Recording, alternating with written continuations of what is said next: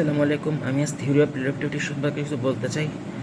Theory of relativity হলো আপেক্ষিক তত্ত্ব। আপেক্ষিক তত্ত্ব আমরা জানি যে সময় পরিবর্তনশীল, কিন্তু কিন্তু শুধু পৃথিবীর স্থানে সময় একই এরকম না, সময় পরিবর্তনশীল। কিন্তু এটা কোরআন শরীফে অনেক আগেই দেওয়া আছে।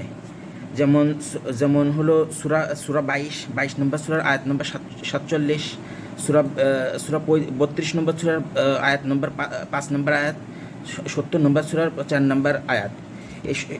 এইগুলো কোরআন এই সম্পর্কে কোরআনে এই আপেক্ষিকতা সম্পর্কে এই আয়াতগুলোতে দেওয়া আছে। আমরা জানি পৃথিবীতে সময় স্থির, কিন্তু আসলে পৃথিবীতে সময় স্থির না। আমরা পৃথিবী থেকে ভূপৃষ্ঠ থেকে যত উপরে যেতে থাকি ততই সময় পরিবর্তনশীল হয়। এবং কোরআন শরীফে এরকমই বলা আছে যে আল্লাহর দেওয়ার সময় আর পৃথিবীর সময় একরকম না, একটা ভিন্ন, একটা ভিন্ন হয়ে থাকে। আর এটাকে হলো আপেক্ষিক তত্ত্ব বলে।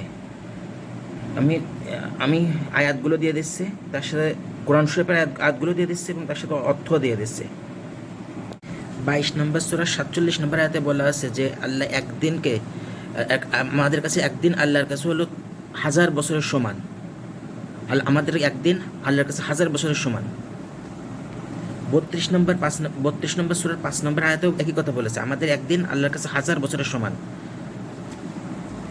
70 নম্বর সূরার 4 নম্বর আয়াতে বলা আছে আমাদের একদিন আল্লাহর কাছে 50,000 বছরের সমান।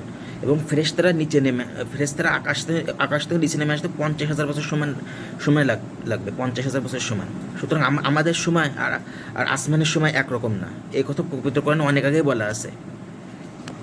ধন্যবাদ।